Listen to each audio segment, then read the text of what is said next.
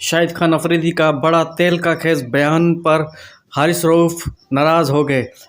शाहिद अफरीदी ने ऐसा क्या कहा, मुकम्मल डिटेल के साथ आपको बताने वाले। वीडियो में आगे बढ़ने से पहले आपसे छोटी सी रिक्वेस्ट है, आपने अभी तक हमारे चैनल को सब्सक्राइब नहीं किया तो चैनल को कर दे सब्सक्राइब, बेल के आइकन को भी दबा दे और ऑल पे प्रेस कर दे ताकि आने वाली वीडियो का नोटिफिकेशन आप तक पहुंचता है। तो चलते हैं बिना टाइम वेस्ट की वीडियो की जानी।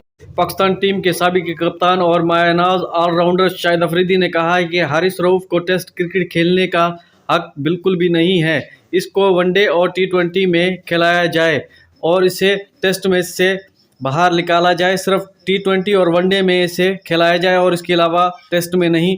दोस्तों, क्या शाहिद खान अफरीदी का ये बयान या इंटरव्यू बिल्कुल सही है, गलत है या सही है? आपने क्या करना है, कमेंट में बताना है कि बिल्कुल सही किया या गलत किया। ताज़ा अपडेट है आज की, जो शाहिद खान अफरीदी ने बयान दिया है मीडिया से बात करते हुए कि हारिस रऊफ को टेस्ट सीरीज से बाहर निकाला जाए, सिर्फ और सिर्फ T20 और वनडे इसको खिलाया जाए। ताज़ा अपडेट है आज की।